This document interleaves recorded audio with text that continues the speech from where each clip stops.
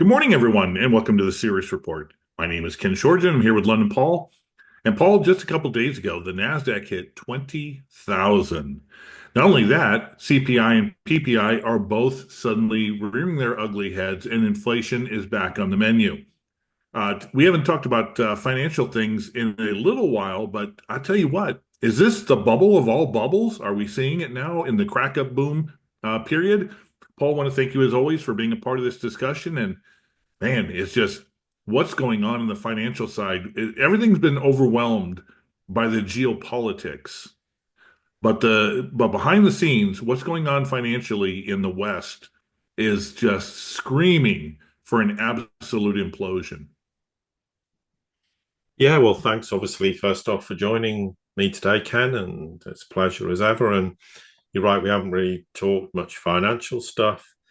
You kind of have to, fortunately, discuss topical things, and people are interested in Ukraine hugely, and maybe I'll get more interest in Syria as time goes on. I don't think they realize the gravity of the problems in Syria, but we're not here to discuss that. But what we're here to discuss basically is financialization on steroids.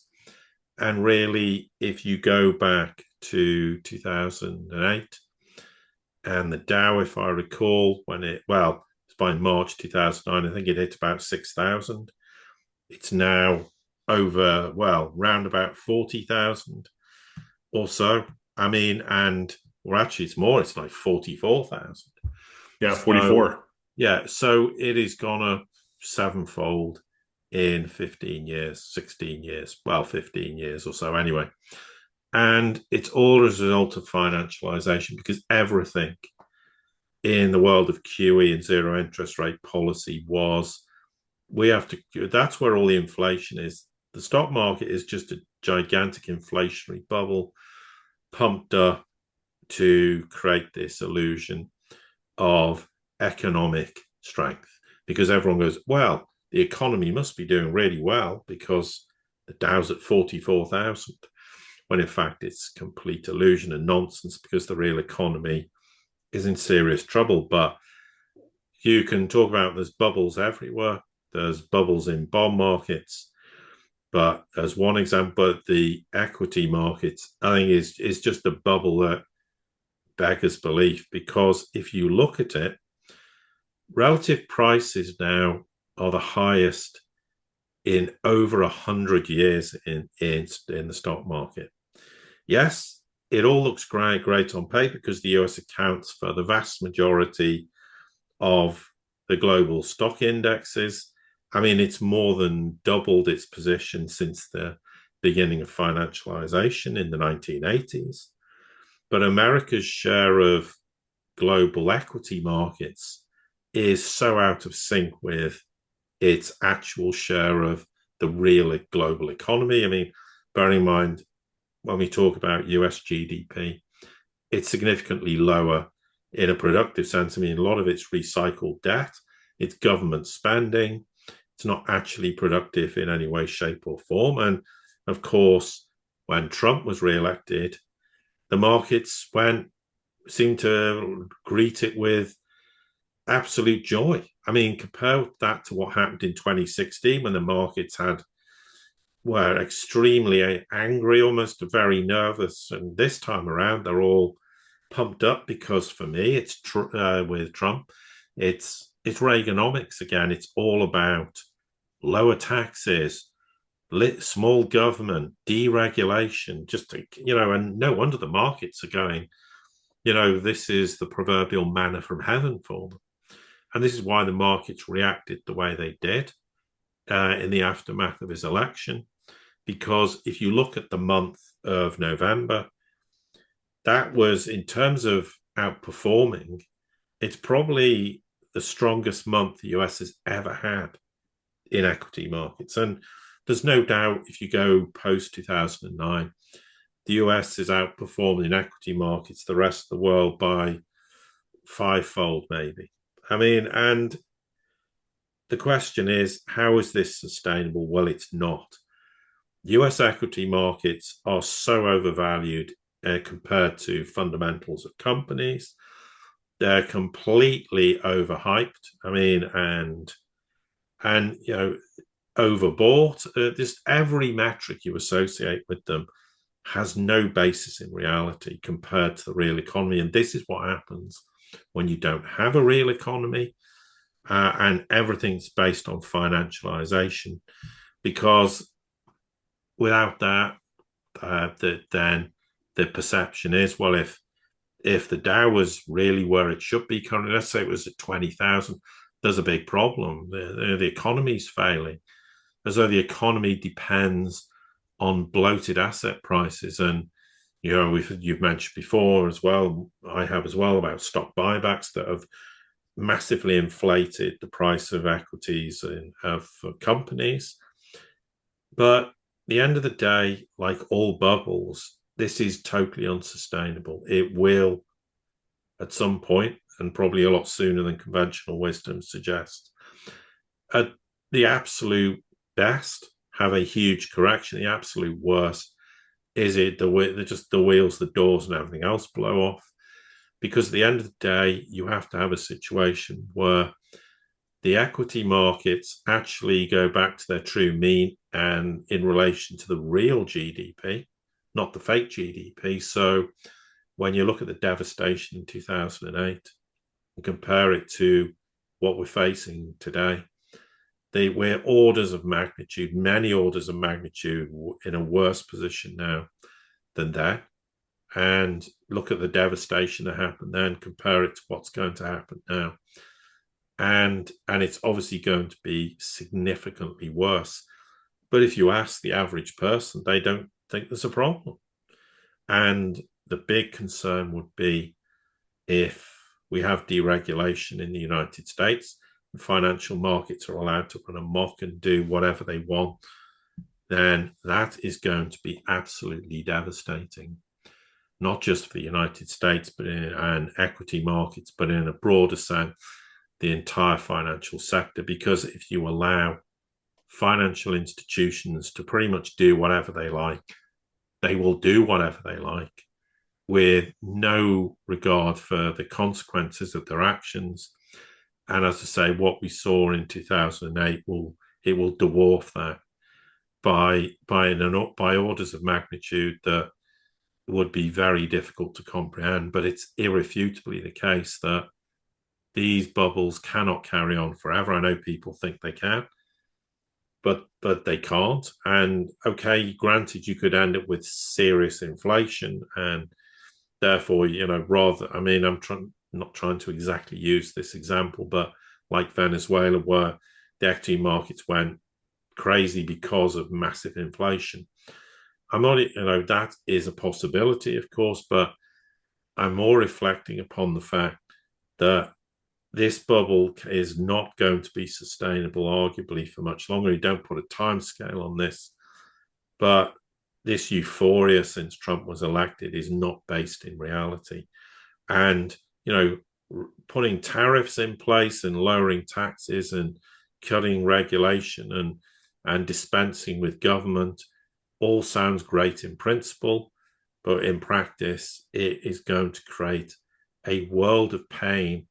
And ultimately, the world of pain will fall on the shoulders of the American people, who'll bear the brunt of ludicrous decisions that are being made that benefits Wall Street, and why Wall Street's reacted the way it is to the Trump presidency this time, because they've probably been given a heads up. Look, you're going to have an easy ride under us because we think this is the way to resolve all our economic financial woes. We'll allow you to do what you want, when you want. And frankly, anybody who believes that really is in for a rude awakening. Yeah, it's kind of interesting because I break it down into really 4 or 5 different sets of economists. There are economists today for the big banks, for the corporations, for anybody who's playing in the securities market or the securities or equities market. We have a soft landing. There's no recession. It's all a bunch of garbage. Buy, buy, buy. Greed is good. And then you have those who are looking at pretty much the government created numbers, unemployment, GDP, this and that, and they believe this. These are the true numbers. And they're sort of saying, yeah, well, we're still on the crux. We could potentially have a recession. You take a look at all the different store chains that have closed, malls have closed, et cetera. People are losing their jobs. Yeah, we could have a recession. And then you have another aspect who says, look, if you take a look at the whole thing, especially 52 different financial data models that are in decline, we have probably been in recession at least since April, if not for the last 18 months.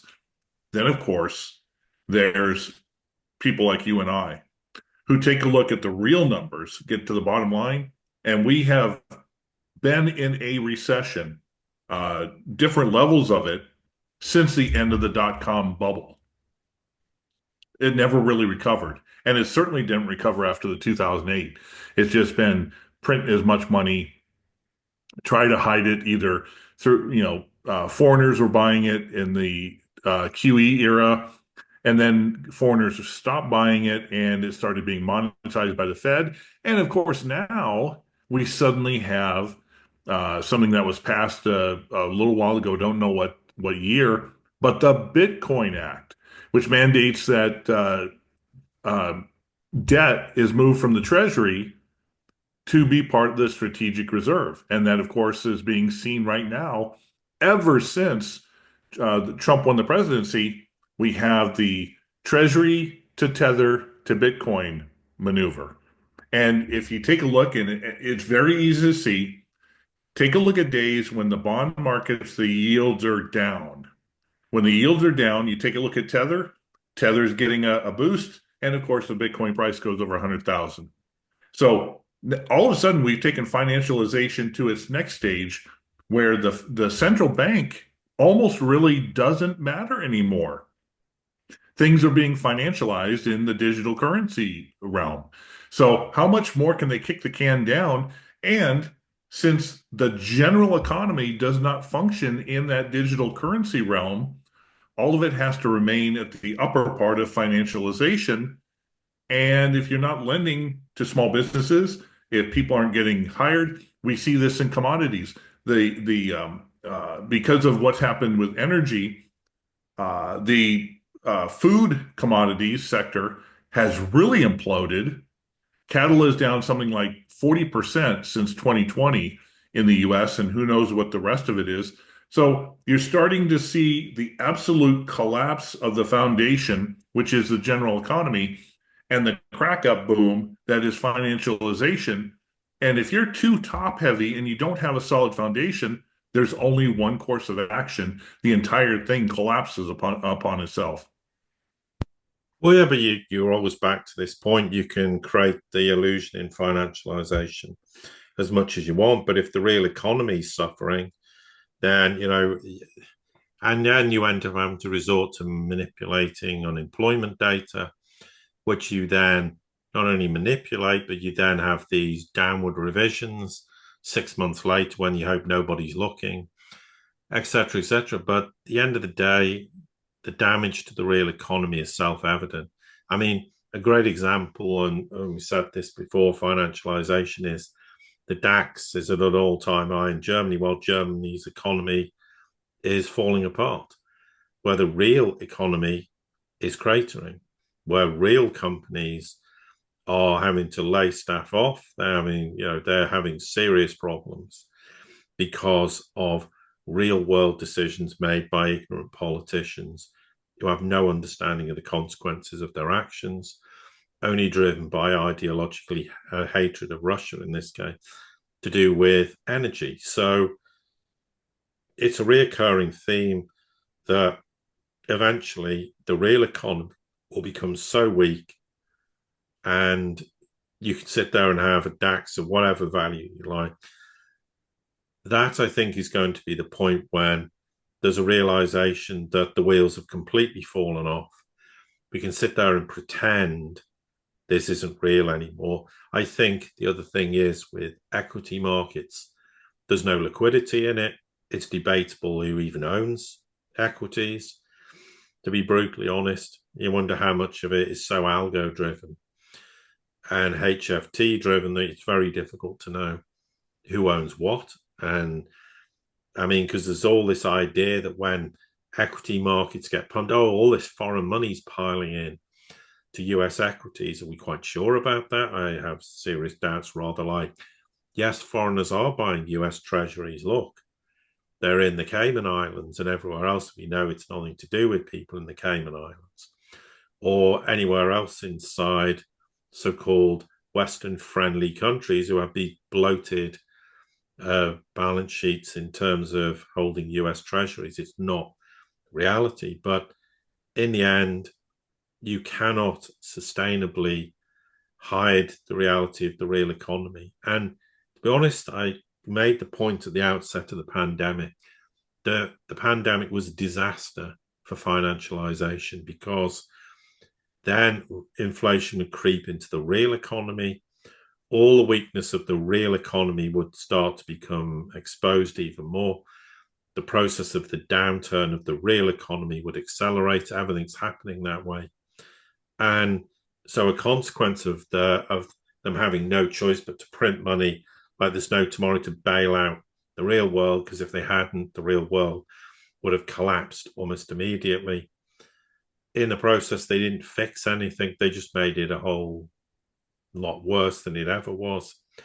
And we're at a position now where if you look at what financialization has done, it's basically maxed out everybody in terms of the debt they can take on board. It's maxed out companies' ability to pay higher wages. It's maxed out equity markets in reality. And it's maxed out sovereign debt, corporate debt. Everyone's just drowned in debt they can no longer afford to maintain, and it's not sustainable anymore. And the question is, at what point does reality kick in the financial markets where somebody goes, well, this is unsustainable. We can't keep this illusion going any longer, and then whatever players there are will try and pull their money out. And because of the lack of liquidity in reality, then I think we're going to see movements in equity markets that will make movements in 2008 look like a drop in the ocean. Yeah, back in the 1920s, there was a famous book, The Great Gatsby. And in many ways, it parallels what took place then and what is taking place now. Is when the government or the central bank gets involved too much, then wealth moves too much into the one percenters, the top heavy. And if the first chance that people do is they try to change the politics, whatever political party is in there, and if they don't get any change or aid in that capacity, then it moves on to where the people are going to take things in their own hands. The point is that we're seeing in Europe, quote unquote, right-wing parties, which are, I call them alternatives to the status quo. People are voting in them to try to alleviate what financialization and what this wealth disparity has created.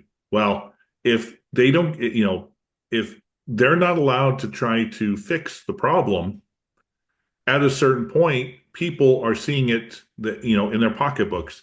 They're seeing it on their dinner tables. They're seeing it in their rent. They're seeing their inability to provide health care. And it doesn't matter what financialization does. The propaganda can say, "Oh, this current administration's economy is the greatest thing since sliced bread." But if people aren't seeing it, they're not going to believe it, and they're going to first vote.